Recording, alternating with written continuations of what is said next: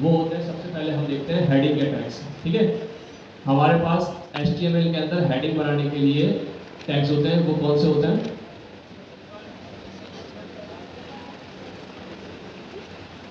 सबसे पहले होता है H1। ठीक है, H1 का ये एक टैग होता है जो कि आपको क्या करता है कि HTML की हेडिंग जनरेट करके देता है। ठीक है, अच्छा इसमें H1, H2, H3, H4, H5, H6 6 तक टैग्स होते हैं HTML के। ठीक है, अच्छा ये जो H1 का टैग होता है ये एक इम्पॉर्टेंट टैग है। किस लिहाज से इम्पॉर्टेंट है? ये आपके कुछ क्या जी SEO के लिहाज से बहुत इम्पॉर्टेंट टैग होता है, क्योंकि जो आपका गूगल सर्च इंजन होता है वो आपके पेज पर आता है और आगे जो H1 का टैग होता है ना उसको वो इम्पोर्टेंट तो कहता है कि इसके अंदर जो टैक्स लिखा हुआ ये कोई इंपॉर्टेंट टैक्स है, उसको ये लगता है। ठीक है, तो आपकी जो पेज इंडेक्सिंग है उसके ऊपर ये इम्पोर्टेंट इसका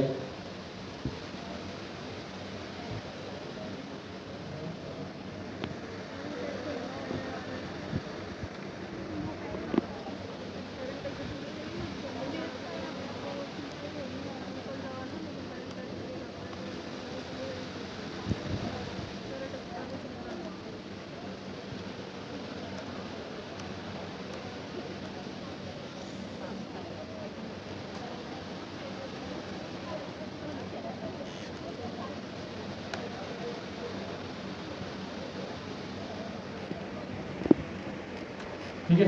अच्छा दूसरा कौन सा इंपॉर्टेंट टैग होता है? इमेज का। अगर आपको अपनी वेबसाइट पे कोई इमेज लगानी हो तो उसके लिए IMG का एक टैग होता है और इस टैग के अंदर इसका एक एट्रीब्यूट होता है, क्योंकि इमेज का टैग है ना। अब ये इमेज का टैग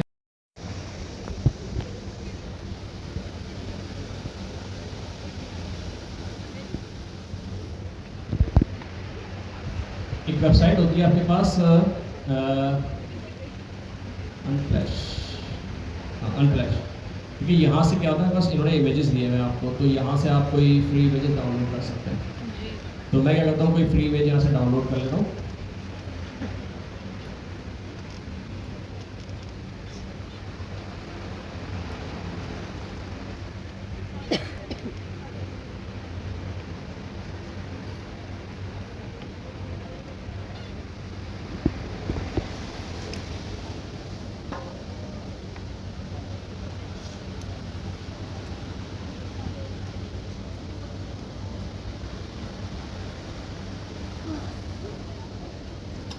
ये एक इमेज है और सर्टिफिकेट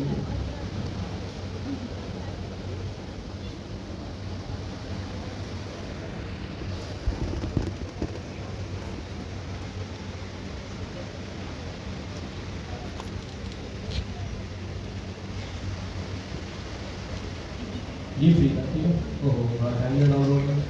चलिए ये तो डाउनलोड हो रहा है, हम देखते हैं। तो यहाँ पे हमने क्या किया, इमेज के अंदर हमारे SRC का एट्रीब्यूट था और इस एट्रीब्यूट के अंदर हम इस इमेज का पाथ दे देंगे। ठीक है, और पाथ से मतलब क्या होता है कि ये इमेज हमारा कहाँ पे रखा हुआ है। तो अभी हम इसको ये डाउनलोड होता है हमारे पास, तो हमें पता चल जाएगा इसका पाथ क्या है। ये डाउनलोड कहाँ पर होगा? ये जो हमने इंटरनेट डाउनलोड किया तो ये हमारे जो डाउनलोड का फोल्डर होगा वहाँ पे आएगा। इसको हम वहाँ से कॉपी करेंगे और कॉपी करके अपने प्रोजेक्ट के फोल्डर के अंदर लेकर आ जाएंगे।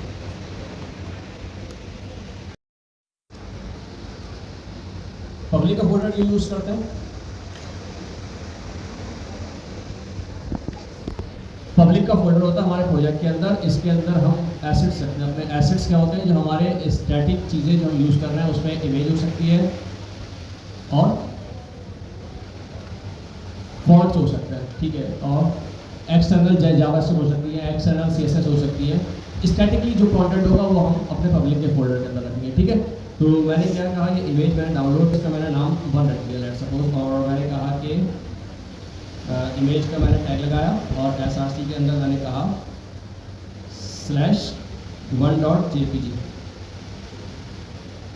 अच्छा ये ठीक है, HTML का टैग है और हम CSS में लिखना है तो सेल्फ क्लोजिंग होना चाहिए, इसलिए मैंने इसको हम ब्राउज करके देखते हैं। कुछ कह रहे फोल्डर का नाम? अच्छा बताता हूँ। आप यहाँ पे कहेंगे फोल्डर का नाम नहीं है क्या? आप /1.jpg लिखा है या फिर फोल्डर का नाम लिखा है, आप ये कह रहे हैं। ठीक है, अच्छा बेसिकली इसलिए क्योंकि ये जो है वो पब्लिक के अंदर रखा हुआ है ना मैंने, तो पब्लिक के अंदर जो भी मैं एसेट रखूँगा ना, तो स्लैश ये जो हमारे वो होंगे पब्लिक कहना चाहिए स्टैटिक कंटेंट जो है वो पब्लिक बेसिकली की तरफ का रूट बन जाता है। तो मैंने जैसे स्लैश किया तो इसका मतलब ये कह रहा है कि ये पब्लिक का फोल्डर से उठाओ, तो पब्लिक के फोल्डर के अंदर 1.jpg रखा हुआ है, इसे उठा लिया। अब अगर मैं पब्लिक के फोल्डर के अंदर इमेजेस का फोल्डर बनाऊँ और उसमें ये हमारी जो व्यू बोर्ड है उससे बाहर निकल गया एक अजीब सा, तो इसको हमें अगर अपने थोड़ा सा करना है, श्रिंक करना है, तो इसके जो इमेज का टैग है, अब ये जो है ना ये टैग होता है जी, और इसके साथ ये जो हम चीज़ें लगा रहे हैं जो हम कहते हैं एट्रीब्यूट्स, ठीक है। तो एक एट्रीब्यूट इसका होता है विड्थ का, जो जिससे हम क्या करते हैं कि अपनी इमेज की विड्थ सेट कर लेते हैं। मैंने कहा कि जो इमेज की विड्थ है वो आप करते हैं 200 पिक्सल, ठीक है। अब जाके आप प्रीव्यू देखते हैं, ये देखो, ठीक है, इससे साइज कम कर दिया इसका। तो आपके अपने रिक्वायरमेंट के हिसाब से होता है, आप जो चाहें इसके अंदर दें। और एक और इसका इंपॉर्टेंट एट्रीब्यूट होता है, वो क्या होता है, ऑल्ट, ठीक है। क्यों यूज करते हैं ऑल्ट टैग हम? ऑल्टरनेट टैग कहते हैं इसको, ठीक है। ऑल्टरनेट टैग का मतलब ये होता है कि अगर किसी भी वजह से आपकी इमेज डिस्प्ले ना हो, तो जो टेक्स्ट आप यहाँ पे लिखेंगे वो टेक्स्ट डिस्प्ले हो जाएगा। एक फायदा इसका ये होता है, और दूसरा फायदा कोई बताएगा, ठीक है। ये देखिए,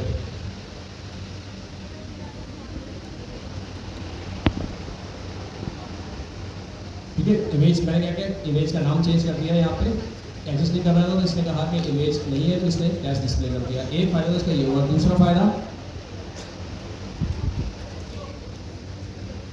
दूसरा ऐसे ये इमेज के जो ऑल टैग होता है, तो गूगल क्या करता है, इमेजेस को भी इंडेक्स करता है, और इमेजेस इंडेक्स करते हुए जो ऑल टैग होता है उनसे भी। और लिस्ट एरर क्यों आ रहा है? एरर इसलिए आ रहा है क्योंकि मैं ये JSX के अंदर लिख रहा हूँ HTML, ठीक है। जो JSX होता है वो कहता है, उसका अपना सिंटैक्स है, वो कहता है कि आपने जो ये विड्थ और हाइट है इस तरह से डिफाइन नहीं करी, क्योंकि मैं HTML के टैग समझा रहा हूँ इसलिए मैंने इस तरह से लिखा है। तो JSX ये कहता है कि आप जो है वो इसको इस तरह से लिखें, हाँ काम करेगा, क्योंकि अल्टीमेटली वो HTML में कन्वर्ट कर रहे हैं ना, यानी। लेकिन जो उसका सिंटैक्स है ना, वो सिंटैक्स JSX वाला नहीं है। देखिए ये एरर चला गया उसका, ठीक है। तो ये सिंटैक्स JSX वाला है, लेकिन अल्टीमेटली ये जो कन्वर्ट होगा, ये कन्वर्ट उसमें ये होगा जो मैं लिख रहा हूँ, HTML में कन्वर्ट होगा ये। तो मैं डायरेक्ट HTML यहाँ पे लिख रहा हूँ, उसकी वजह ये है कि हम HTML समझाना चाह रहे हैं कि HTML टैग क्या होता है।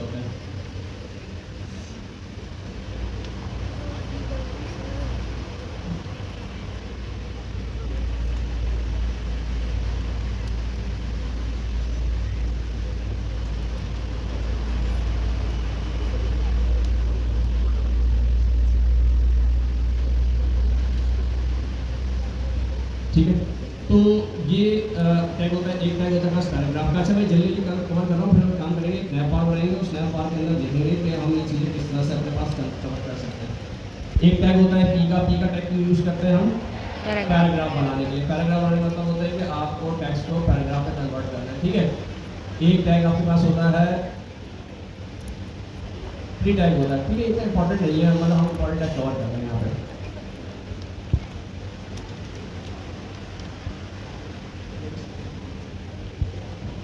ठीक है, एक टैग होता है आपके पास डी का, ये क्या करता है, आपके टेक्स्ट को इटैलिक कर देता है, ठीक है, हेलो इटैलिक। अच्छा एक टैग होगा आपके पास जो कि सबसे ज़्यादा हम यूज़ करते हैं, वो क्या होता है, लिस्ट। लिस्ट बनाने के लिए टैग कौन सा यूज़ करते हैं हम? एलाइन, तो उसका एलिमेंट होता है ना, टैग क्या होता है, यूएल, ठीक है।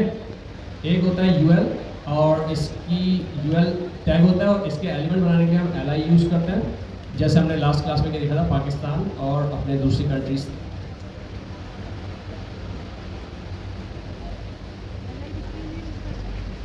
इस लिस्ट को यूएल है, अनऑर्डर लिस्ट कहते हैं। अनऑर्डर लिस्ट का मतलब इसका जो प्रीव्यू आता है उसमें डॉट डॉट आते हैं, ठीक है। और इसी तरह से हमारे दूसरी लिस्ट होती है जो कि ऑर्डर लिस्ट होती है, ओएल। वो क्या होता है, नंबर्स के अंदर होते हैं हमारे पास।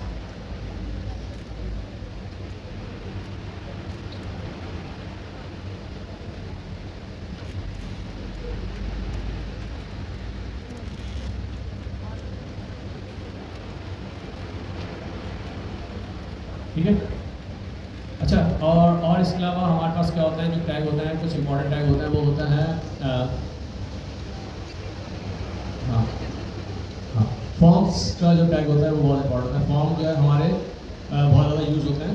तो फॉर्म का टैग जो होता है उसका सेंटेंस क्या होता है, FORM ओपन क्लोज, और इसके अंदर फिर हम आपने जो है वो अपने एलिमेंट लिखते हैं। अगर हमने कोई टैक्स इनपुट लेना है तो उसका एट्रीब्यूट होता है इनपुट, यानी कि टैग जो है इनपुट होता है, उसके जो एट्रीब्यूट्स होते हैं टाइप होती है कि टाइप कौन सी उसके अंदर हमें यूज़ करनी है। मैंने कहा टैक्स, ये फॉर्म किस तरह है।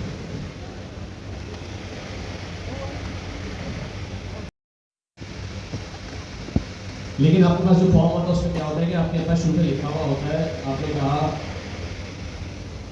लेवल, ठीक है, HTML नेम, ये लेवल ये एक टैग होता है जो क्या कहता है आपके पास ये, यानी कि आपने ये कहा कि जो ये फील्ड होगी, इस फील्ड से पहले आपने कहा कि नेम, और नेम के अंदर आपने कहा टेक्स्ट आपने दे देना है यहाँ पे जो भी होगा आपका, ठीक है। एक हो गई। दूसरा आपके पास क्या होता है, इनपुट। अच्छा, आप सारे जो है वो आप जो भी फील्ड बनाएंगे ना वो इनपुट से ही शुरू होगा, ठीक है। टैग इनपुट का होगा, सिर्फ एट्रीब्यूट से उसकी टाइप चेंज हो जाएगी। तो मैंने कहा इनपुट टाइप, इसको मैंने क्या कहा, check box, sir check box में पासवर्ड करना है, ठीक है। टाइप पासवर्ड में क्या होगा कि ये है वो जो टैक्स आप बनाएगा उसके अंदर आप पासवर्ड रिसीव कर सकते हैं। अच्छा, आपको पता है कि पासवर्ड आप रिसीव करते हैं वो क्या होता है,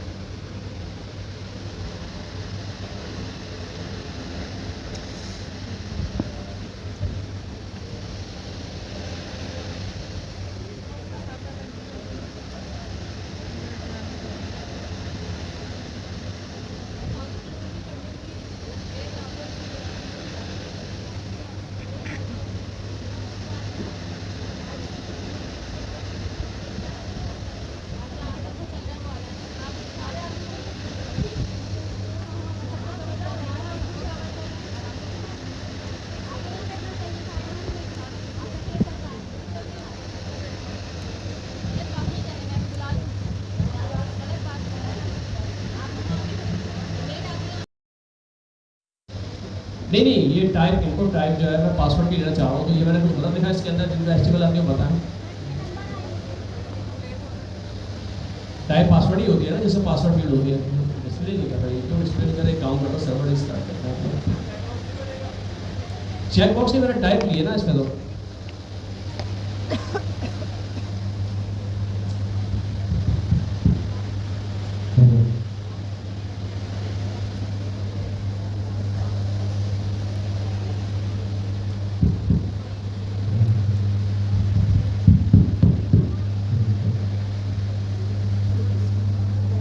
मुझे लग रहा है कि शायद वो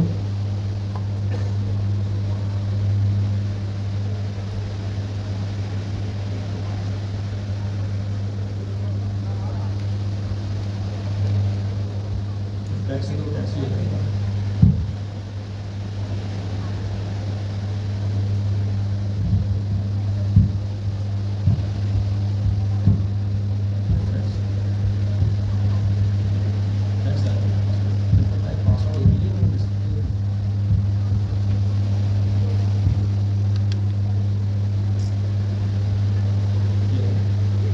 तो इसका एक लिस्ट था, पता नहीं अभी, क्योंकि यही होता है इनपुट टाइप। बेसिकली टाइप अगर आप टेक्स्ट करेंगे ना तो वो तो आपके पास टेक्स्ट में इनपुट देना शुरू कर देगा। पासवर्ड आपका अगर टेक्स्ट में आ रहा है तो आपको पता है कि पासवर्ड का इनपुट होता है वो स्टैटिक में या डॉट में आ रहा होता है, तो टाइप जो होती है वो पासवर्ड होती है।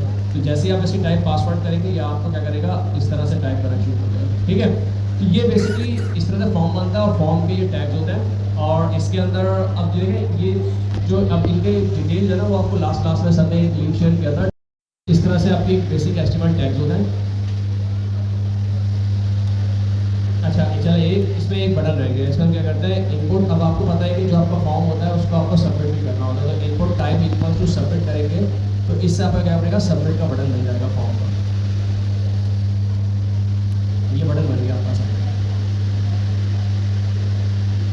अभी वो स्टाइलिंग अप्लाई नहीं होगी इसलिए इस तरह वाइट और ब्लैक आ रहे हैं। स्टाइलिंग अप्लाई करेंगे तो इनके ऊपर ये आपके पास वैल्यू से आना शुरू हो जाएंगे बटन के जी। बराबर में इसलिए आ रहा है क्योंकि ये मैंने सारे ना इस तरह से लिख दिए हैं। इनको मैंने अब एक काम करता है, मैं यहाँ पे जो हूँ वो ब्रेक लगा दूँगा उसके बाद। ये मैंने ब्रेक का टैग लगा दिया ना, तो ये क्या करेगा, लाइन ब्रेक कर देगा, तो अब उसको नेक्स्ट लाइन पे लेकर आ जाएगा। ये देखिए, नेम, पासवर्ड और सबमिट का बटन, क्या कह रहे हैं, ठीक है। अच्छा, ये बटन को जिस तरह से आ रहा है उसकी वजह ये है कि इस पर हमने स्टाइलिंग अप्लाई नहीं की थी। अभी हम देखते हैं स्टाइल किस तरह से अप्लाई करेंगे, तो इस बटन की प्रॉपर शेप बन जाएगी जैसे बटन होते हैं आपके पास ना।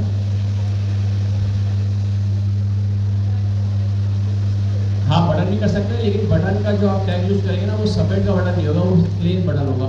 अगर आप बनाना तो फिर टाइप सबमिट करनी पड़ती है। वो जो बटन होगा ना, वो प्लेन बटन होगा, उसके ऊपर जावा वो HTML का बटन होगा। अगर आपने फॉर्म का सबमिट का बटन बनाना है, तो फिर जो बटन बनाएंगे उसके आप टाइप सबमिट करेंगे।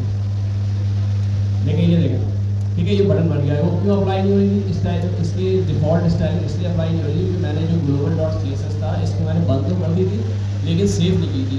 तो सेव नहीं की तो अभी इस पर टेलमेंट की ही क्लासेस अप्लाई कर रहा था, तो मैंने बंद कर दिया। तो क्या हुआ, जो HTML के डिफॉल्ट में जो बनाते हैं ग्रे कलर का, वो बना दिया, ठीक है।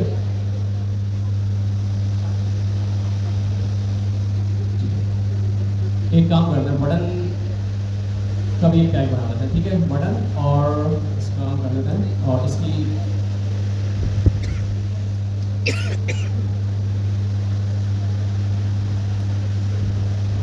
ठीक है। देखिए, ये दोनों बटन ही है, लेकिन दोनों बटन के अंदर डिफरेंस है। एक बटन बनाया है मैंने टाइप सबमिट से, और एक बटन बनाया है मैंने बटन के टैग से।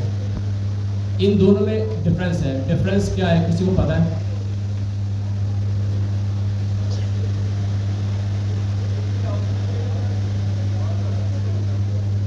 जी, क्या कह रहे हैं बैक से आप?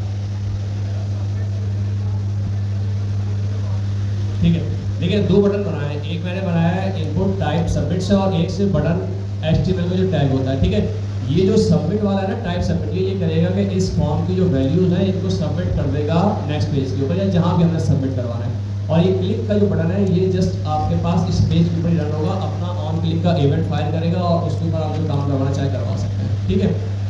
ये हमारे पास कुछ बेसिक HTML के टैग्स हैं। अभी काम करते हैं, हम जो है वो एक नैव बार डिज़ाइन करते हैं, और उस नैव बार के अंदर हम क्या करते हैं कि HTML टैग यूज़ करेंगे, और उसके ऊपर कुछ कस्टम CSS अप्लाई करके देखते हैं किस तरह से होगा, ठीक है जी।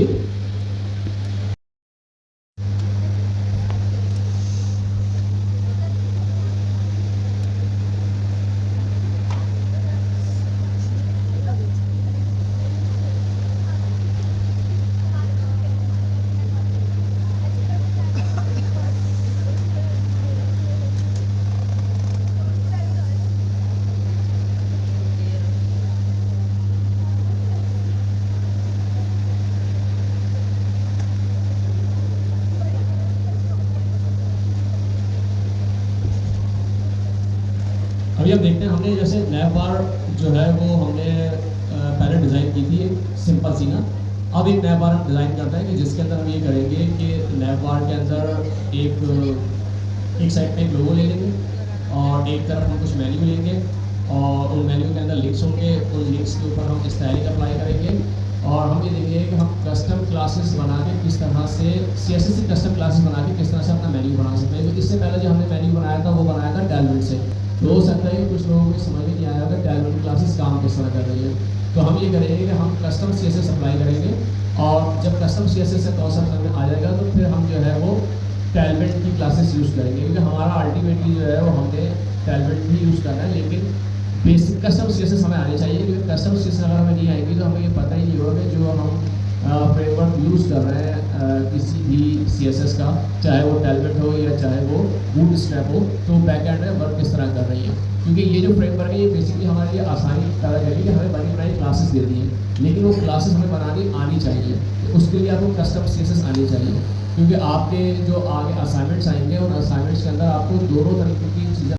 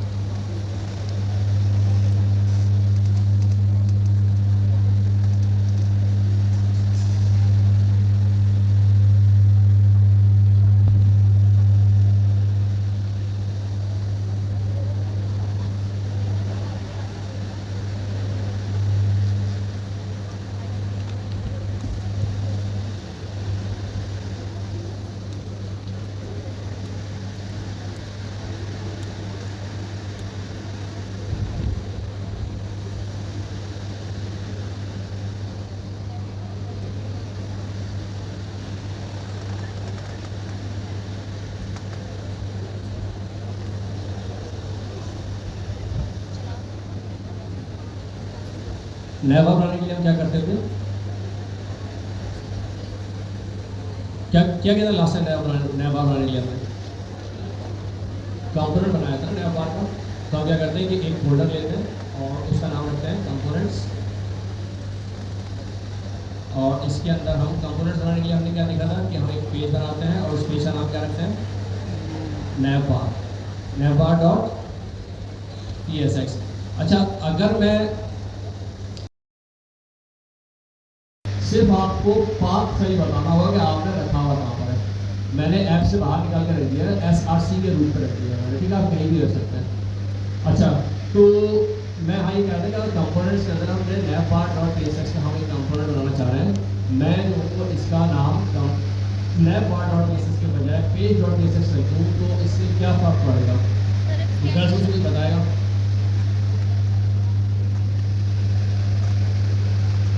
जी, इंपोर्ट करने का मसला होगा, इंपोर्ट करने का मसला होगा। अच्छा हाँ, अच्छा ये तो बेसिकली ऐप से बाहर है ना, ठीक है। चलिए मैं काम कर रहा हूँ, इसको मैं ऐप के अंदर ही रख देता हूँ। अब बताइए अब क्या होगा, राउट बन जाएगा बेसिकली, ठीक है। तो ये क्योंकि कंपोनेंट एक फोल्डर है ना, और इसके अंदर अगर मैं पेज डॉट ESX रख दूंगा तो ये राउट बन जाएगा, क्योंकि आपको पता है कि जिस फोल्डर के अंदर पेज डॉट ESX होता है वो राउट बन जाता है। बनाना था, मैंने क्या किया, मुझे एक कंपोनेंट बनाना, मैंने नया पार्ट डॉट ESX नाम रख दिया। ये डिफरेंस आपको पता होना चाहिए कि अगर आपने राउट बनाना है तो क्या करना पड़ेगा, क्योंकि फोल्डर तो फोल्डर होता है, सिर्फ वो फोल्डर राउट जब बनता है उसके अंदर पेज डॉट ESX हो। तो आपने अगर उस फोल्डर को राउट नहीं बनाना तो उसके अंदर पेज डॉट ESX नहीं रखना, ठीक है। मुझे कंपोनेंट बनाना, मैंने नैप बार में कंपोनेंट ले लिया, और इसके अंदर हम क्या करते हैं, हम ये करते हैं कि इसका नाम मैंने रख दिया नैप बार,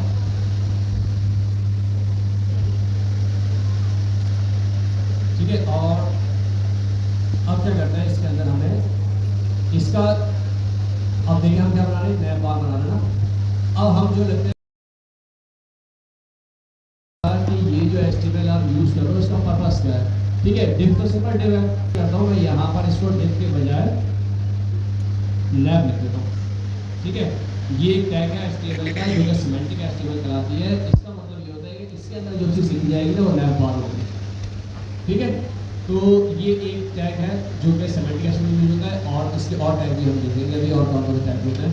अच्छा, अब इस लैब बार में हमने करना क्या है, इस लैब बार के अंदर हमने करना ये है कि दो इस तरह से एक बार बनानी है जिसके एक लेफ्ट साइड पे हमारा लोगो होगा और राइट साइड पे हमारा स्मेली होगा।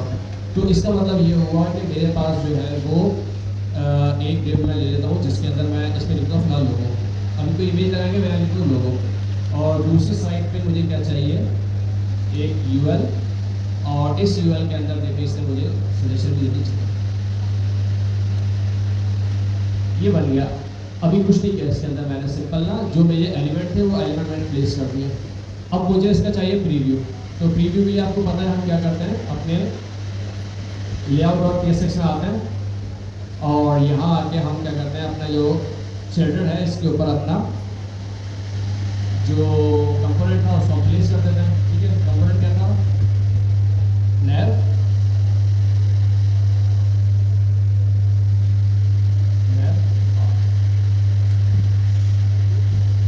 इसको इसलिए दे रहे हैं इसका आपने रेफरेंस दे दिया, तो मैंने इसका रेफरेंस दे दिया, ठीक है। और इसको हम देखते हैं कि इसका प्रीव्यू आप इस तरीके से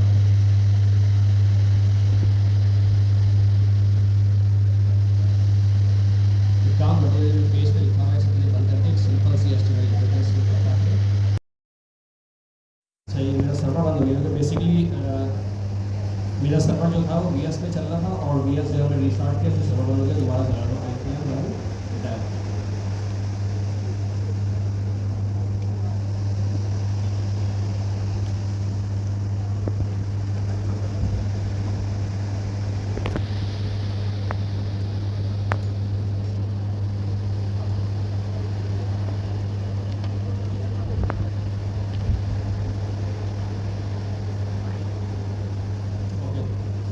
ये कह रहा है कि आपने जो लेआउट अपलोड किया हुआ है वहाँ पे GSS, ठीक है। अब ये मेरे पास आ गया, लेकिन हमें तो मेन्यू इस तरह से नहीं चाहिए ना, हमें जो मेन्यू चाहिए वो क्या चाहिए, लोगो एक साइड पे, लेफ्ट साइड पे, और जो हमारे ये लिंक है ये राइट साइड पे हो और हॉरिजॉन्टली हो, ये वर्टिकल आ रहा है हॉरिजॉन्टली हो। तो इसके लिए क्या करना पड़ेगा, हम दो काम करते हैं। पहले मैं क्या करता हूँ, पहले मैं जो हूँ इसके ऊपर इनलाइन सेसेस लगाता हूँ और फिर उसको हम क्लास में कन्वर्ट करेंगे, ठीक है। इनलाइन सेसेस क्या करता है कि जो ये डिव का टैग है ना, इस टैग के ऊपर स्टाइलिंग अप्लाई करनी है। मतलब इस टैग, अब ये ब्लैंक आ रहा है, इसके ऊपर भी कलर नहीं है, अगर मुझे इसमें कलर डालने हो तो हमें HTML जो है वो ऑप्शन देता है कि आप उसके ऊपर इनलाइन सेसेस या इनलाइन स्टाइल अप्लाई कर सकते हैं, ठीक है। तो सबसे पहला जो स्टाइल अप्लाई करते हैं हम अपने नेव के ऊपर करते हैं। मैंने यहाँ पे लिखा स्टाइल का टैग और इसके अंदर हम लिखते हैं अपने स्टाइल्स, ठीक है। अब मुझे चाहिए लोगो एक साइड पे और मेन्यू एक साइड पे। तो इसका मतलब ये हुआ कि सबसे पहले एक इसके अंदर एट्रीब्यूट होता है या प्रॉपर्टी होती है डिस्प्ले की, ठीक है। और डिस्प्ले के अंदर हम देते हैं फ्लैक्स, नीचे ये आ रहा है, ठीक है। लोगो और उसे चाहिए फ्लैक्स क्या करेगा कि इन दोनों को एक लाइन में कर देगा, ठीक है, यानी कि इनको वर्टिकल से हॉरिजॉन्टल में कन्वर्ट कर देगा। तो मैंने कहा स्टाइल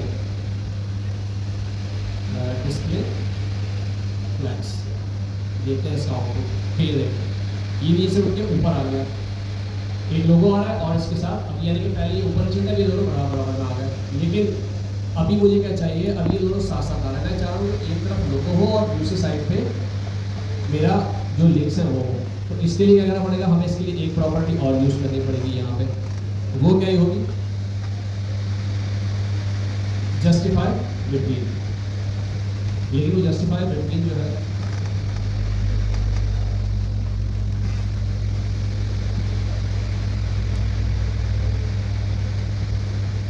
अच्छा कौन सी होगी, जस्टिफाई बिटवीन, तो उसके ध्यान में रहेगा जस्टिफाई कंटेंट होगी, जस्टिफाई कंटेंट, ठीक है। और इसके अंदर क्या होगा, स्पेस बिटवीन होगा।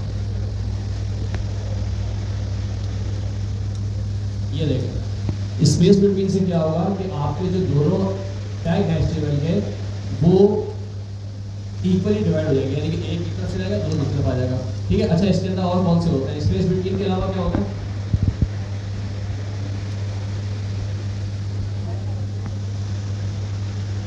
ये देखो स्पेस अराउंड और स्पेस इवनली, ठीक है।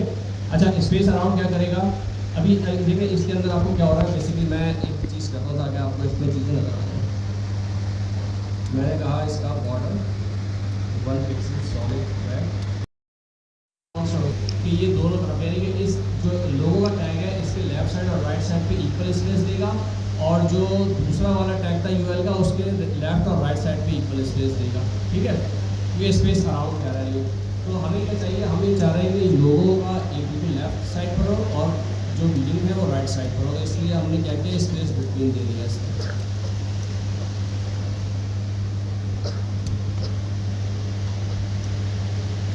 ठीक है।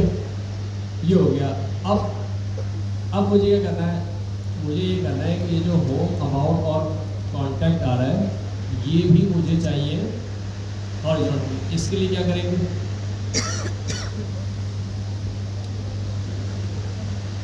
हाँ इसका मतलब ये हुआ, हमने अभी देखा कि अगर हमें किसी वर्टिकल को हॉरिजॉन्टल में कन्वर्ट करना है तो हमें उसे फ्लैक्स अप्लाई करना पड़ेगा, ठीक है। तो अब मुझे ये बताएं, ये जो फ्लैक्स मैं अप्लाई करूंगा वो कहाँ अप्लाई करूंगा, LI पे, UL पे, ठीक है ना। हमें पेरेंट के ऊपर अप्लाई करना होता है। तो पेरेंट जो है वो मेरा UL है, तो UL के ऊपर मैंने यहाँ पे आके क्या लिखूंगा, डिस्प्ले फ्लैक्स, ठीक है। देखिए डिस्प्ले फ्लैक्स किया तो ये क्या हुआ, हॉरिजॉन्टल तो हो गया। अभी आपस में जो है वो मिल गए आपस में, ठीक है। तो इसका मतलब ये हुआ कि अब हमें इनके दरमियान में थोड़ा सा स्पेस चाहिए। उसके लिए हम क्या करेंगे, गैप, एक प्रॉपर्टी होती है गैप की, हम वो यूज़ कर लेंगे। तो मैं यहाँ पर आया, मैंने इसके आगे लिखा गैप, और गैप में ये देखिए स्पेस आगे मिलेगा। गैप क्या कर रहा है कि जो एलिमेंट है LI के, ये क्या है, होम एक LI है, अबाउट एक LI है और कंटेंट एक LI है। तो इन LI के दरमियान में स्पेस देने के लिए गैप मैंने कहा 20 पिक्सल, तो उसने 20 पिक्सल्स का स्पेस दे दिया हर एल के अंदर। आप और ज़्यादा स्पेस चाह रहे हैं तो आप गैप को और ज़्यादा बढ़ा रहे हैं, 30 पिक्सल्स पे हो रहे हैं। ठीक है, अच्छा अब एक काम करता हूँ, मैं यहाँ ना बॉर्डर हटा देता हूँ, ठीक है, ताकि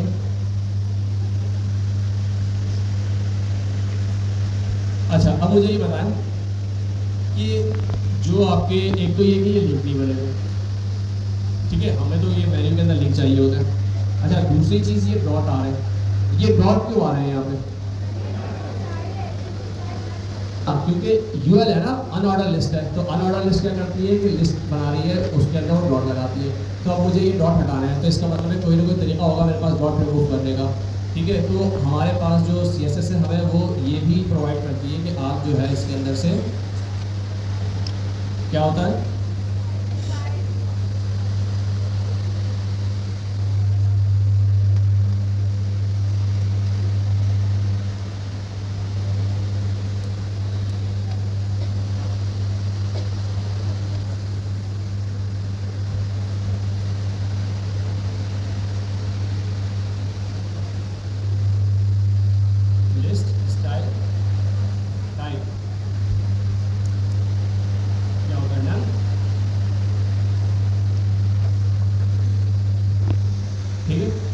लिस्ट स्टाइल टाइप जो थी वो रन कर दी, तो उसके अंदर से डॉट रिमूव होता है। अच्छा अब इसके ऊपर मुझे अच्छा ये href क्यों यूज करते हैं यहाँ पे हाइपरलिंक बनाने के लिए ना, क्योंकि देखिए ये जो है ये तो टैग है, ये कह रहा है मैं लिंक बना दूंगा, लेकिन लिंक बनाना किस पर है, तो उसको हम href में डिफाइन करते हैं। मैंने कहा होम पे, होम जो है मेरा रूट होता है, तो यहाँ पे आ गया। ठीक है, इसी तरह अबाउट अस करना है तो अबाउट अस में href और इसके अंदर मैंने कहा अबाउट।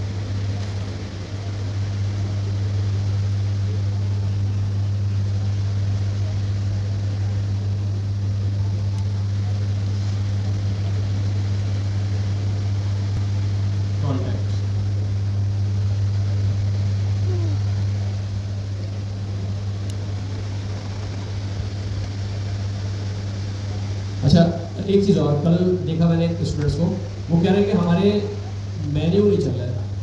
मेन्यू नहीं चल रहा है मतलब ये लिंक तो बना हुआ है अबाउट का, और इस पर जब वो क्लिक कर रहे हैं तो राउट भी बना हुआ है अबाउट का, लेकिन फिर भी पेज नहीं आ रहा, 404 आ रहा है। क्यों? नहीं, ऐसा आपकी सही था, पाथ भी बिल्कुल सही था, राउट भी बना हुआ है, फिर भी 404 आ रहा है। उसकी वजह ये थी कि ये देखें अबाउट का मैंने लिखा हुआ है ए स्मॉल, लेकिन जब राउट बनाया ना तो राउट बनाते हुए क्या किया कि फोल्डर का नाम कैपिटल ए से कर दिया। ठीक है, राउट बनाते हुए फोल्डर ए का नाम कैपिटल से कर दिया और लिंक जो डिफाइन किया हुआ है वो स्मॉल ए से किया हुआ है। तो जब उस राउट पे रहा तो उसको राउट मिल नहीं रहा, क्योंकि राउट तो कैपिटल ए से बना हुआ है। तो ये छोटी छोटी मिस्टेक्स होती है जिनको आप खुद भी फिक्स कर सकते हैं अगर थोड़ा अपना कोड को देखें तो। ठीक, अच्छा ठीक है, ये आप ठीक है, ये देखा। अब मुझे इसके जैसे ये अंडरस्कोर हटाना है, इसके लिए क्या करेंगे, इसके लिए एक प्रॉपर्टी, किसी प्रॉपर्टी होती है टेक्स्ट डेकोरेशन की। ठीक है, इसको मैंने कर दिया, ये देखिए ऐसे चला गया। ठीक है, अब देखिए ये सारी CSS की प्रॉपर्टीज है, ये सारी आपको अगर नहीं भी याद ना, लेकिन आपको पता होनी चाहिए। आप W3 स्कूल्स पे जाएं, या आपको आज मैं दोबारा वीडियो, बल्कि मेरा ख्याल है कि मैंने वो जो है पिन की हुई है डिस्कॉर्ड पे वीडियोस, नहीं भी ये मैं दोबारा कर दूँगा, वो वीडियोस लास्ट में देख लें, उससे आपको जो है एटलीस्ट आइडिया हो जाएगा कि CSS और HTML काम किस तरह कर रही है। अगर टैग नहीं याद हो रहा है, एट्रीब्यूट नहीं याद हो रहा है, लेकिन आपको पता है तो आप इंटरनेट से सर्च करके भी कर सकते हैं। इवन ये कि आपका जो VS कोड होता है ये भी आपको सजेशन दे रहा होता है, तो वहाँ से भी आपको, लेकिन आपको ये पता होना चाहिए कि प्रॉपर्टी कौन सी क्या काम कर रही है। यानी कि अगर मुझे मेन्यू को सीधा करना है तो मुझे प्रॉपर्टी अप्लाई कौन सी करनी है, ये एटलीस्ट आपको पता होना चाहिए। ठीक है, तो ये हो गया। अच्छा कलर रेड हो गया, टैग डेकोरेशन मैंने रन कर दी। और क्या कर सकते हैं इसके साथ हम, इसका हम जो है वो थोड़ा फॉन्ट साइज बढ़ा सकते हैं। फॉन्ट साइज बढ़ाएंगे, क्या करेंगे,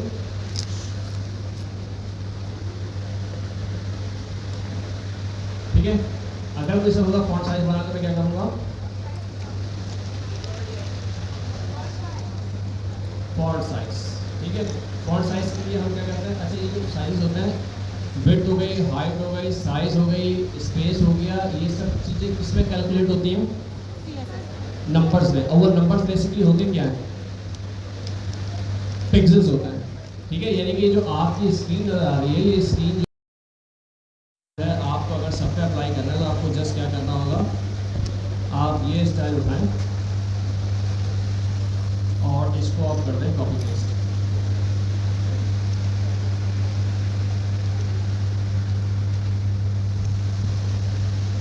ठीक है। अच्छा, अब और क्या कर सकते हैं इसके अंदर जी? हाँ, बैकग्राउंड कलर चेंज कर सकते हैं। चलो बैकग्राउंड कलर चेंज कर लेते हैं। अच्छा आप ये बताएं, बैकग्राउंड कलर हमने चेंज करना है। अब देखिए फिर अगेन हो जाएगा डिसीजन हमने लेना है कि बैकग्राउंड कलर हमने चेंज करना किसका, पूरी नैप बार का, लोगो वाली साइड का, या मेरी वाली साइड का, ठीक है। तो जिस हाथ करना है वहाँ पे अप्लाई करेंगे हम स्टाइल। अगर हमने पूरी नैप बार का करना है तो हमें कौन से टैग पे अप्लाई करना पड़ेगी स्टाइलिंग? नैप बार के ऊपर, ठीक है। यानी कि ये स्टाइल, तो मैंने यहाँ पे आया और मैंने यहाँ पे आके इसको कहा कि बैकग्राउंड कलर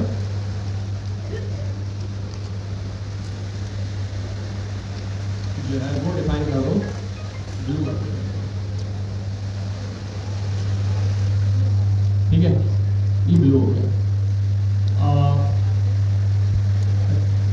लोगो नहीं आना चाहिए कलर, हाँ तो बाहर निकाल दें आप। अब बाहर निकालेंगे तो क्या करेंगे फिर? आप जो है वो यूएल को अप्लाई कर दें।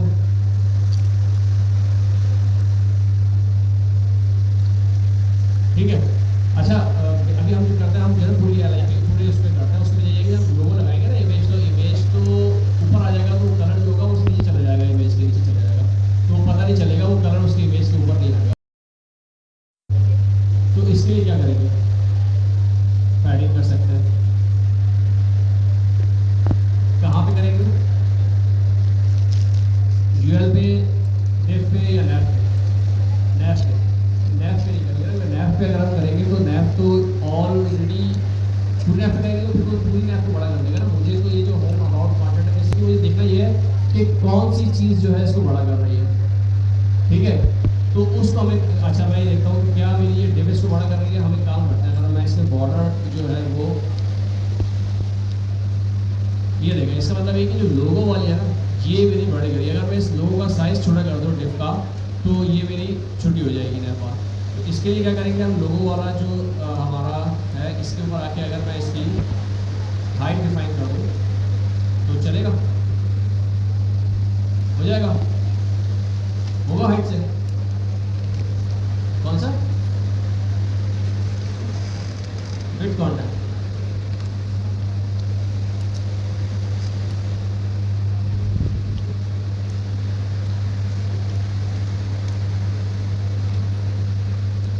वेट, फॉन्ट वेट की बात कर रहा हूँ, हाइट को विड्थ कंटेंट।